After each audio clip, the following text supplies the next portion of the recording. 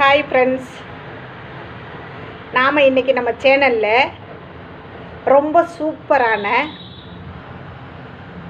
சுவாரஸ்யமான ஒரு ஸ்டோரி பார்ப்போம். அதுக்கு முன்னாடி நம்மளோட சேனலை சப்ஸ்கிரைப் பண்ணாதவங்க சப்ஸ்கிரைப் பண்ணுங்கள், லைக் பண்ணுங்கள், ஷேர் பண்ணுங்கள், அண்டு பெல் பட்டனை கிளிக் பண்ணுங்கள். வீடியோக்குள்ளே போகலாமா? ஓகே. அதாவது மைசூரை ஒரு அரசர் ரொம்பவே நல்லா ஆட்சி பண்ணிக்கிட்டு வராரு. அவரோட ஆட்சி காலத்தில் அவர் நாட்டு மக்கள் எல்லாருமே ரொம்ப சந்தோஷமாக ஹாப்பியாக இருக்கணும்னு ஆசைப்படுறாரு. அதே மாதிரி அவங்க மக்களுக்கு என்னெல்லாம் தேவையோ அது எல்லாமே அவர் செஞ்சுக்கிட்டு வராரு. மக்கள் எல்லாருமே சந்தோஷமாக இருக்காங்க. அது மன்னரை ரொம்ப மகிழ்ச்சியில் ஆழ்த்துச்சு. நம்மளோட ஆட்சி காலத்தில் நம்ம நாட்டு மக்கள் சந்தோஷமாக இருக்காங்க அப்படின்னு சொல்லி ரொம்ப அவர் சந்தோஷமாக இருக்கார். அந்த மாதிரி ஒரு தருணத்தில் இவர் காட்டுக்கு வேட்டைக்கு போயிட்டுருக்காரு. அப்போ இவர் வேட்டைக்கு போகும்போது இவருக்கு முன்னாடி ஒரு முதியவர், வயசான தாத்தா, விறகு கட்டையில் வெட்டி தலையில் சுமந்துக்கிட்டு வர்றாரு. அதை பார்க்கும்போது மன்னருக்கு ரொம்ப கஷ்டமாக போச்சு.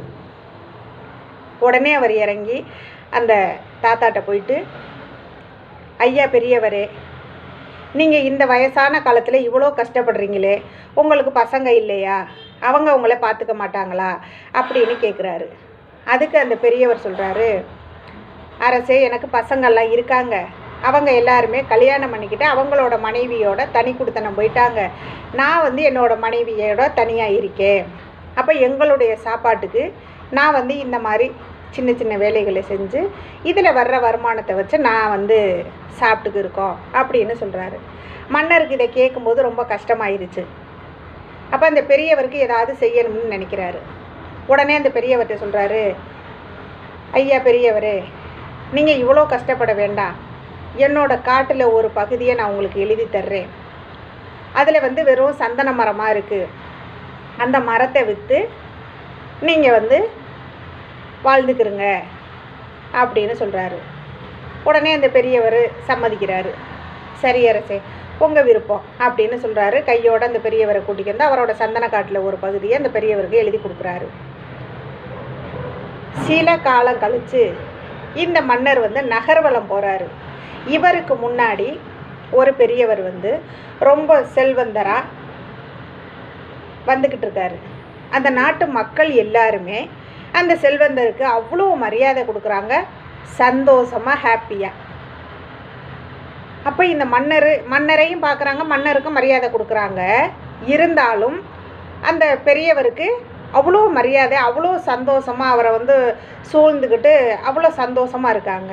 மன்னருக்கு அதை பார்க்கும்போது, யார் இந்த பெரியவர்? மக்கள் ஏன் இவங்களுக்கு இவ்வளோ மரியாதை கொடுக்குறாங்க அப்படின்னு சொல்லி அவருக்கு ஒரு சந்தேகம் தோணுது. உடனே அரண்மனைக்கு போகிறாரு. ஒரு வேலையாளை அனுப்பி அந்த பெரியவரை அரண்மனைக்கு கூட்டிகிட்டு வர சொல்கிறாங்க. சரின்னு அந்த வேலையாளும் போய் அந்த பெரியவரை அரண்மனைக்கு கூட்டிகிட்டு வராங்க. மன்னர் அந்த பெரியவரை ரொம்ப உற்சாகமாக வரவேற்று, ஐயா பெரியவரே, நான் உங்களை காலையில் பார்த்தேன். இந்த நாட்டு மக்கள் எல்லாருமே உங்களுக்கு அவ்வளோ மரியாதை கொடுக்குறாங்க, சந்தோஷமாக. அதான் நீங்கள் யாருன்னு தெரிஞ்சுக்கலாமான்னு உங்களை கூட்டிகிட்டு வர சொன்னேன். இந்த மக்கள் உங்கள் மேலே இவ்வளோ ஒரு அபிப்பிராயமாக சந்தோஷமாக இருக்காங்க, ஒரு மரியாதை வச்சுருக்காங்க, இது எதனால் அப்படின்னு கேட்குறாரு. அப்போ அந்த பெரியவர் சொல்கிறாரு, மன்னா, என்னை நல்லா பாருங்கள், என்னை உங்களுக்கு தெரியலையா அப்படின்னு கேட்குறாரு. அப்போ அரசர் நல்லா பார்க்குறாரு. அவரை நல்லா விட்டு கவனிச்சுட்டு, ஐயா, முன்னாடி நீங்கள் விறகு வெட்டிக்கிட்டு இருந்தவங்க தானே, உங்களுக்கு தானே நான் என் சந்தன காட்டில் ஒரு பகுதியை எழுதி கொடுத்தேன் அப்படின்னு நினைக்க, அதே தான் மன்னா, அதே பெரியவர் தானா அப்படின்னு சொல்கிறாரு. அப்போ மன்னருக்கு ரொம்ப சந்தோஷம், ரொம்ப மகிழ்ச்சி. நம்மளால் ஒருத்தர் இவ்வளோ சந்தோஷமாக இப்படி நல்லா இருக்காங்களே அப்படின்னு சொல்லிட்டு சந்தோஷப்படுறாரு. அதே நேரத்தில் இந்த மக்கள் உங்களுக்கு இவ்வளோ மரியாதை கொடுக்க என்ன காரணம்னு கேட்குறாரு மன்னர். அப்போ அந்த பெரியவர் சொல்கிறாரு, அரசே, நீங்கள் எனக்கு கொடுத்த சந்தன காட்டில் நிறைய மரங்கள் இருந்தது. அதையெல்லாம் நான் விற்றுட்டு நான் எனக்கு ஒரு பெரிய வீடாக கட்டினேன். எனக்கு தேவையானதை வச்சுக்கிட்டு மிச்சத்தை இந்த நாட்டில் ஸ்கூல் இல்லாதவங்களுக்கெல்லாம் ஸ்கூல் கட்டி கொடுத்தேன். ஹாஸ்பிட்டல் இல்லாத ஏரியாவுக்கெல்லாம் ஹாஸ்பிட்டல் கட்டி கொடுத்தேன். வீடு இல்லாதவங்களுக்கு வீடு கட்டி கொடுத்தேன். தொழில் செய்ய பணம் இல்லாதவங்களுக்கு நான் ஹெல்ப் பண்ணேன். அதனால் வந்த மரியாதை மண்ண அந்த மக்களுக்கு என் மேலே. அதனால தான் என்னை வந்து இவ்வளோ சந்தோஷமாக கொண்டாடுறாங்க. இதை பார்க்குறதுக்கு எனக்கு ரொம்பவே சந்தோஷமாக இருக்குது அப்படின்னு சொல்கிறாரு. உடனே மன்னருக்கு அவ்வளோ சந்தோஷமாகுது. நாம் வந்து இந்த பெரியவருக்கு கொஞ்சம் தானமாக கொடுத்தோம். அதை வச்சு இந்த பெரியவர் இந்த ஊருக்கே இவ்வளோ தானம் பண்ணியிருக்காரு. இது எவ்வளோ பெரிய விஷயம். இதே சில பேராக இருந்தால் என்ன பண்ணியிருப்பாங்க? அவங்களே வச்சுக்கிட்டு நல்லா இருந்திருப்பாங்க. ஆனால் இவர் அப்படி நினைக்கல. நாமளும் நல்லா இருக்கணும், நம்மளை சுற்றி இருக்கிற எல்லாருமே நல்லா இருக்கணும்னு நினச்சாரு. அதே மாதிரி செஞ்சார். இன்றைக்கி மக்கள் எல்லாருமே அவங்கள வந்து கொண்டாடுறாங்க அவரை அப்படின்னு சொல்லி ரொம்ப சந்தோஷமாக இருந்துச்சு இந்த மன்னருக்கு. அவரை வந்து ரொம்ப மரியாதையோட ரொம்ப அவருக்கு அந்த பெரியவர்கிட்ட இந்த மன்னர் வந்து ரொம்பவே அவரை கும்பிட்டு அவருக்கு அவ்வளோ சகல மரியாதையும் செஞ்சு அனுப்பி வச்சார். மன்னர் வந்து ஒரு நாளும் நினச்சி பார்க்கல நாம் இந்த பெரியவருக்கு இதை செஞ்சால் இவர் வந்து மக்களுக்கு இவ்வளோ செய்வாருன்னு.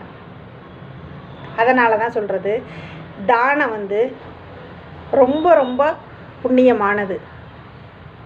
நாம் வந்து இந்த அளவுக்கு செய்யாட்டியும், நம்மளால் பொருள் உதவி பண உதவி செய்ய முடியாட்டியும் கஷ்டப்படுறவங்களுக்கு அன்னதானம் செய்யலாம். தானத்திலே சிறந்தது அன்னதானம்னு சொல்கிறாங்க இல்லையா? நமக்கு முடிஞ்சதை கண்டிப்பாக நாம் வந்து நம்மளை சுற்றி இருக்கிறவங்களுக்கு செய்வோம். ஓகே ஃப்ரெண்ட்ஸ், நெக்ஸ்ட்டு சந்திப்போம்.